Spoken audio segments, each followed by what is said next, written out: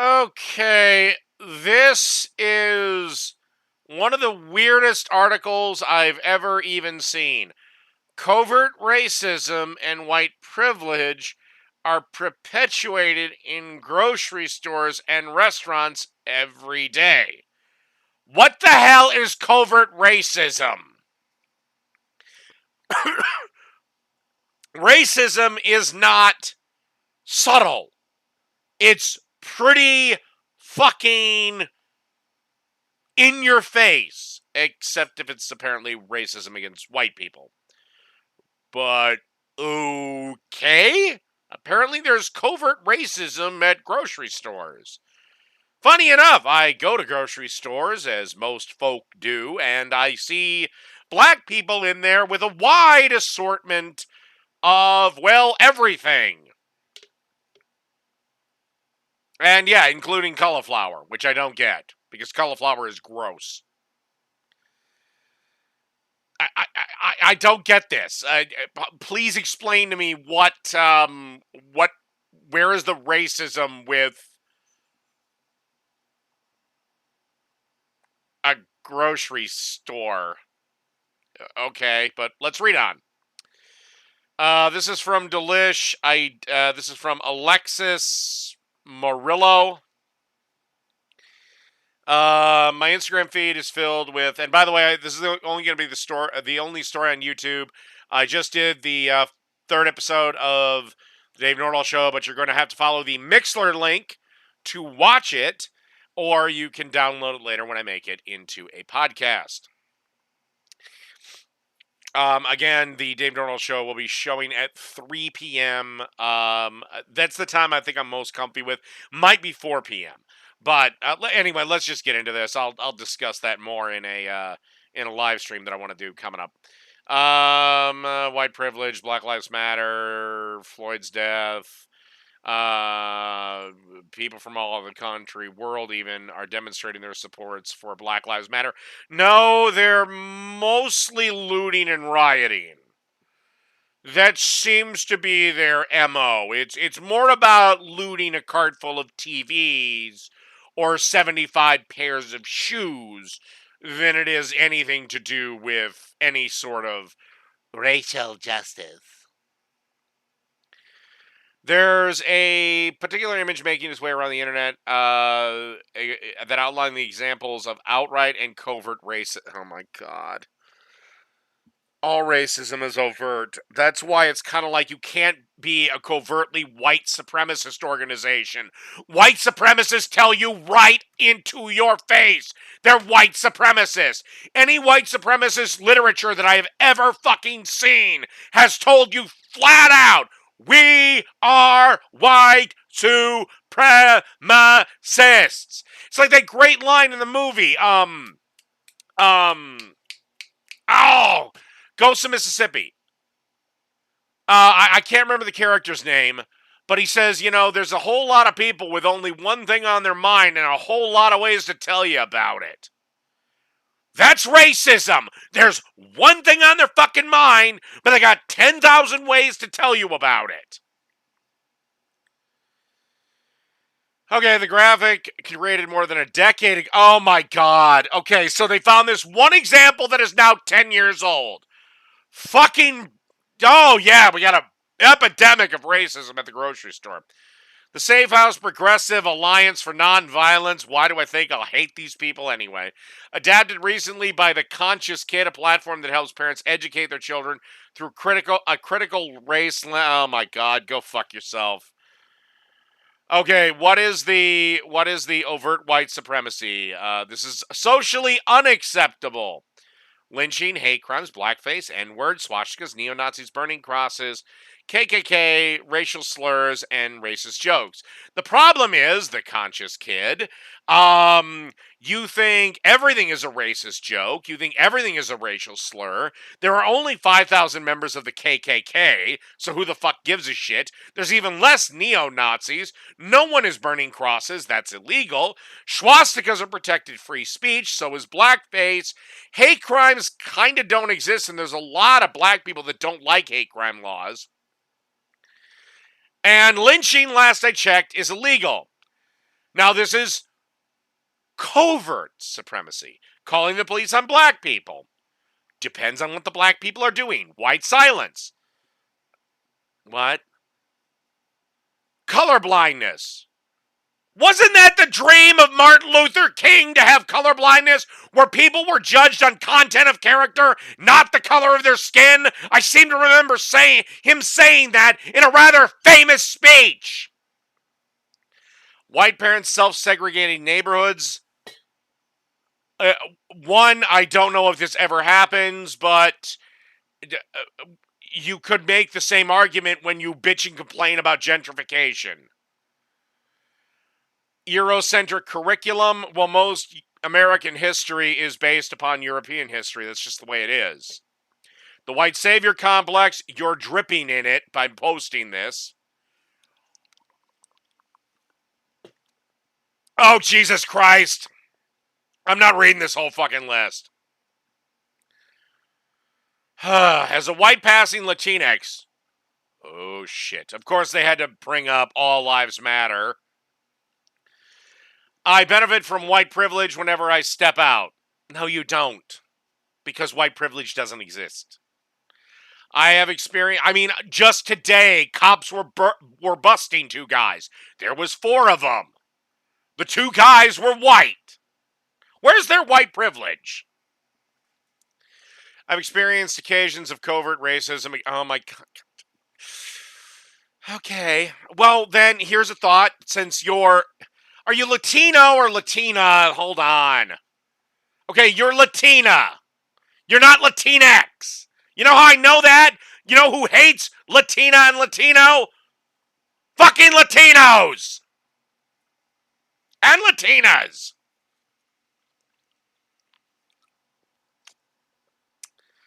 I have still... Okay, where are these races and where are these grocery stores. Grocery chains choose location based on income and education level. I think they maybe choose the economic viability of the area, yes, because if you didn't, you're an idiot. You'd be out of business. Maybe you thought about how or why your favorite chain made its way to your area. Some grocery brands follow a list of standards communities must meet before the chain is built. Trader Joe's operates this way. Yeah, look, I'm not the biggest fan of Trader Joe's. Not because they operate a certain way or your community has to meet a certain criteria, but the shit's overpriced, the store is small, and doesn't have a bunch of selections. I don't shop there. But I don't think Target, in my local area, Cub Foods, and Walmart give a rat's ass about the makeup of an area. And by the way, Trader Joe's, completely overrated, and the food sucks. Building a Trader Joe's outpost increases property value. Okay. So they're a bunch of fucking idiots. Whatever. In the past, residents have disapproved of building Trader Joe's for further gentrifying areas with black populations. So you don't want me to self-segregate, but you don't want white people to self-segregate, but it's okay if black people self-segregate. That makes no fucking sense. Either self-segregation is okay, and that means it's okay for everyone, or it's not okay, and then it's not okay for everyone. You are aware not only white people can be goddamn... You're aware that not only white people can be racist.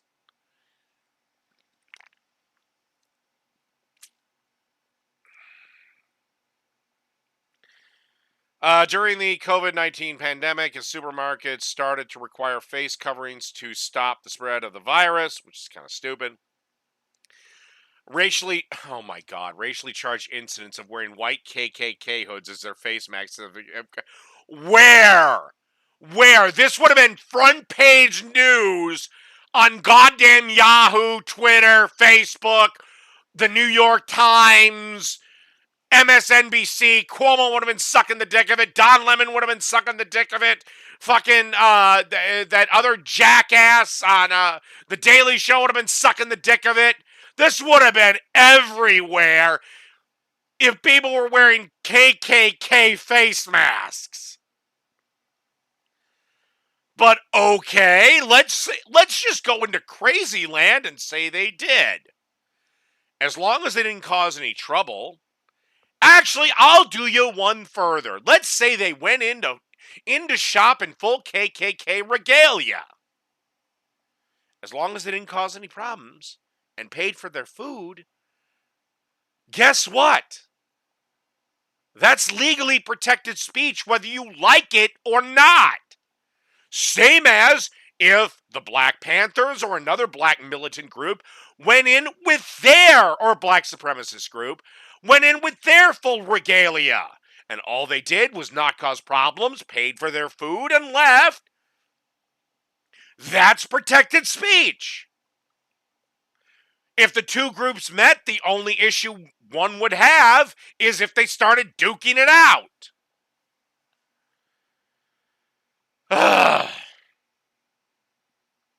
Well, the subject was not charged, and in Colorado, the individual was... Because there's nothing they can do. He broke no law. Whether you like it or not, the free speech thing covers white supremacist groups and black supremacist groups. Whether you like it or not, and Asian supremacist groups too. You can have the most vile, disgusting opinions on the planet, and the First Amendment protects you. And you can wear them. Same thing as if you're a vegan and you want to wear a fucking bodysuit that has spray painted "meat is murder." You can walk up and down the meat section of the grocery store, and provided you harass no one, you do no damage to the products, and you get your vegan shit and you leave, then no one can touch you. You are free to talk to people while wearing it. Most won't want to. But as long as you don't make an issue, or if they do want to talk to you, you engage in civil conversation, then you're fine. Same thing as if you want to go into a vegan grocery store saying, "Where's the beef?" As long as you don't create a disruption, as long as you're civil and you pay for any products you purchase, you have the right. Sorry, the First Amendment doesn't go one way. Anyway, I'm 12 minutes into this. I haven't even figured out where the racism in the grocery store is. Segregation exists on shelf. Once you're inside the store, subtle issues persist. As a Latino woman, has any white guy ever come running up and slapped the fucking box of macaroni out of your hands? I don't think that happens. Has anybody any black guy, if you buy pig's feet, did they knock it out of your hands? Or collard greens, or no. Where is this racism? If you're looking for any sort of ingredient that may be specific to a cultural dish, Goya products, rice noodles, okay, I get this. They're in a special aisle labeled international. Sometimes it even differentiates between Latino foods, African foods, and Asian cuisines. While it may seem international aisles foster reputation in the supermarket, placing these items in one particular further other... Oh my God. Yes, because the market for them is not that big. Do you know what's also in that fucking aisle, bitch? Foods from Germany and England.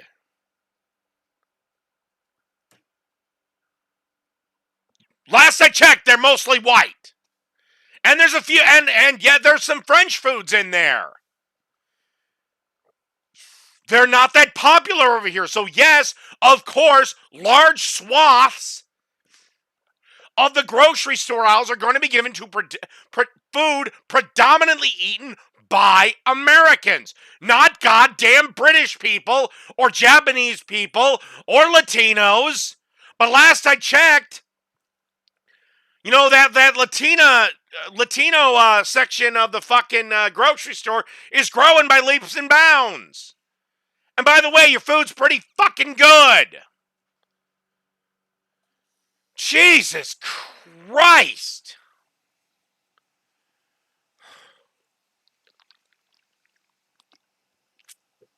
And most of the time, when we went, okay, let's be fair, we're not really eating real Chinese food. Let's be honest, it's American food that's Chinese inspired. But most of the time, I don't want to make that shit myself because I don't like if I want sushi, I don't know how to make it. I have to learn. Because it's a completely different cooking process that I am not familiar with, and like there's a reason they're called sushi chefs. Okay?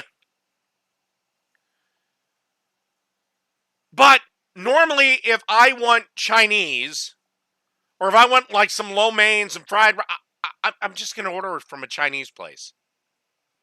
Now I can make fried rice, I can make lo mein.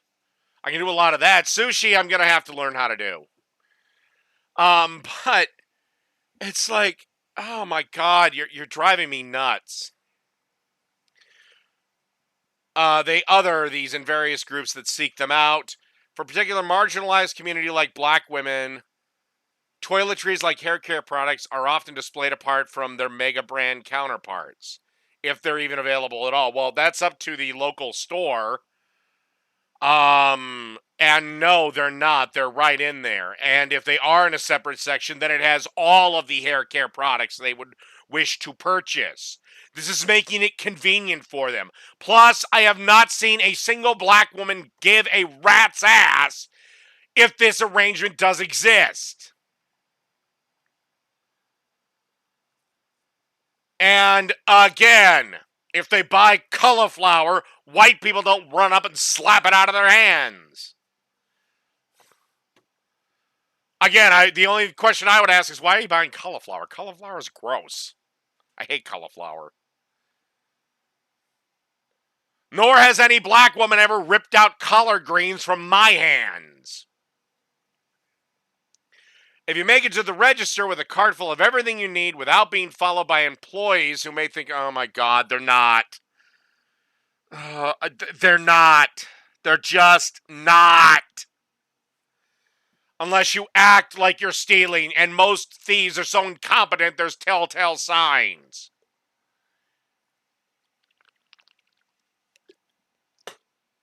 You know what a big way to do it is? If you have a shopping cart, you're not stealing. There's the first tip off that, no, they're probably not stealing. Most people that want to shoplift don't come in and get a cart.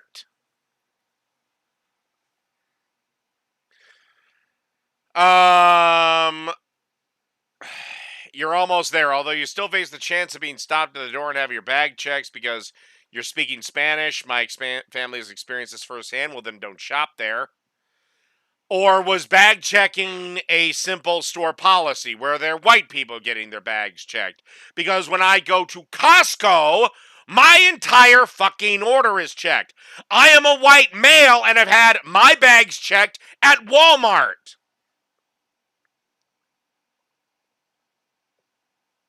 And I think they do it at Sam's Club too. And I'm a white male. I'm supposed to be the most privileged motherfucker on the planet. If I want to steal a TV, then I'm supposed to be able to just waltz right in, rip that motherfucker down, and walk out with it. No, I've had my bags checked.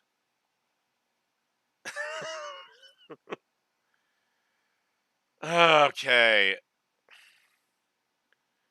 So you didn't really... So outside of bitching and complaining that items that are not generally that well needed are in a special section, even though there are English, German, French,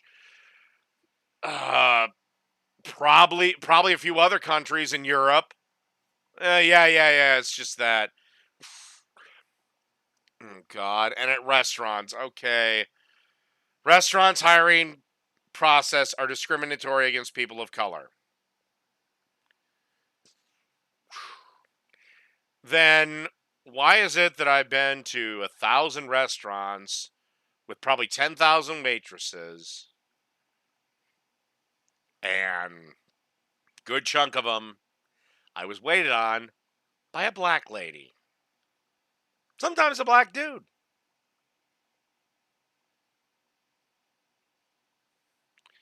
Anyway, behind the scenes worker, those who deliver meals in metro areas are often people of color. Well, they willingly work those jobs.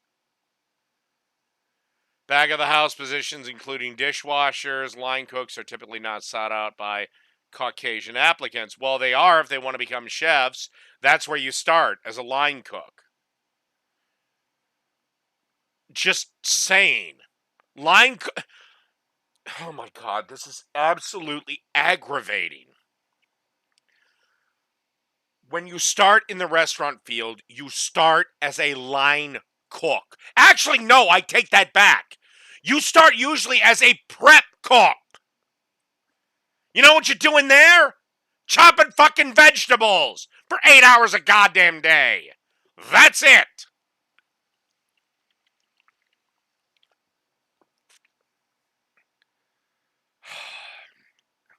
Whatever, high-end restaurants have discriminatory practices in their hiring. Then why is it that on the show MasterChef, one of the most talented chefs there is Latino?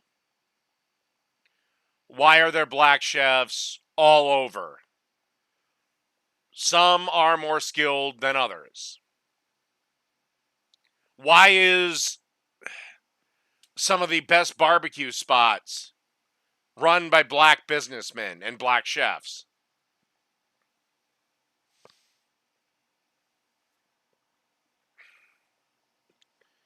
Jesus Christ. You're not even in relation. Diners and patrons of color experience microaggression. Oh my god, no, the restaurant doesn't give a fuck what the color of the patron is. They just care if they can pay.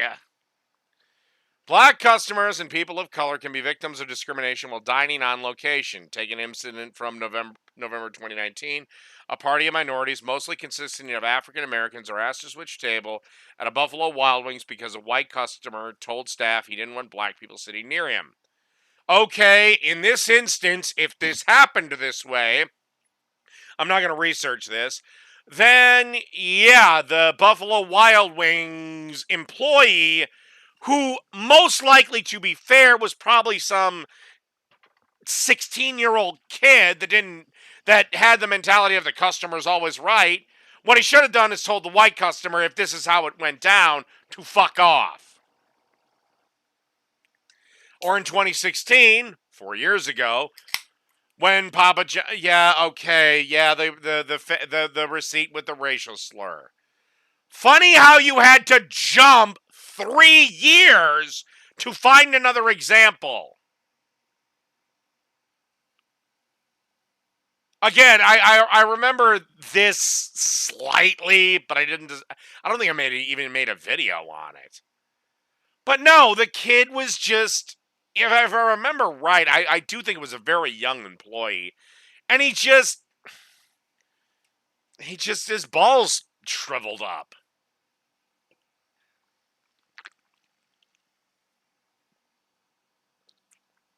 And I don't believe they did switch tables. I think the situation was resolved quickly when the manager got involved.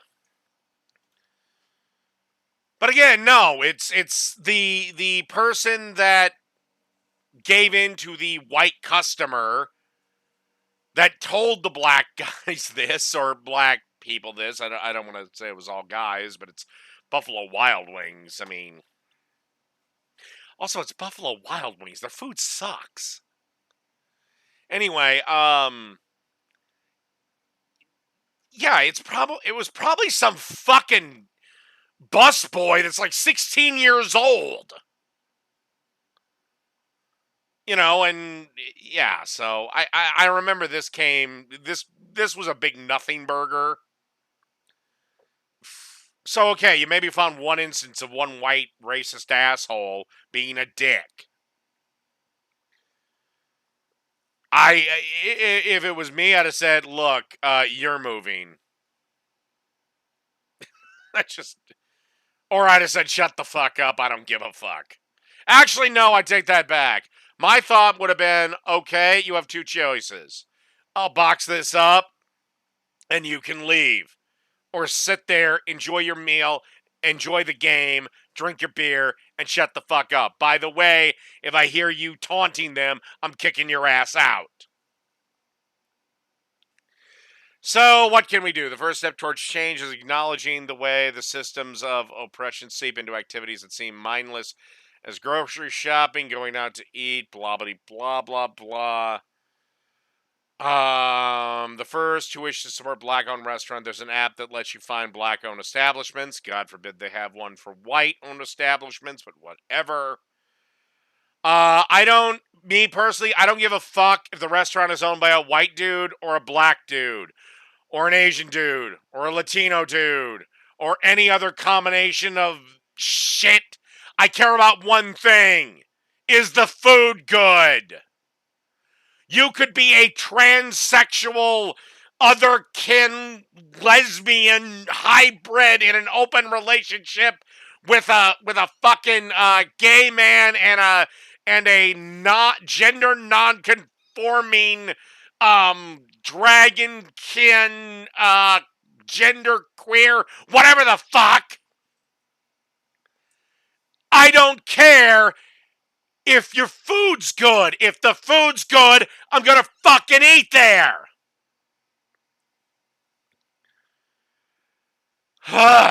Anyway, near you, residents, you can also donate to organizations that aim to foster diversity in the food industry. Oh my god. Your restaurant failed because your food was okay. Here's the harsh truth of the restaurant industry. Your food has to be phenomenal.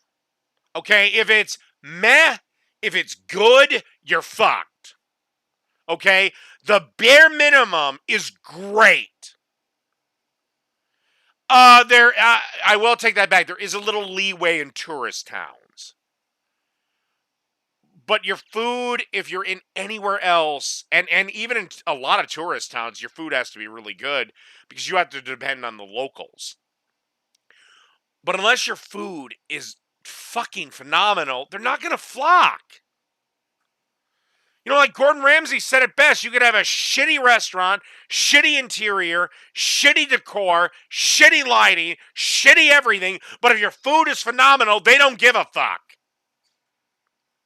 That's why you have restaurants that haven't changed in interiors for 100 fucking years, because their food's good. Anyway, if you can't show your support financially, leave deserved positive Yelp ratings for black-owned businesses and downvote white ones. Diversify your social media. I'm not going to do any of that. I don't give a fuck. All right. That wraps up this one. And this article went on way, way fucking longer than I wanted it to. All right.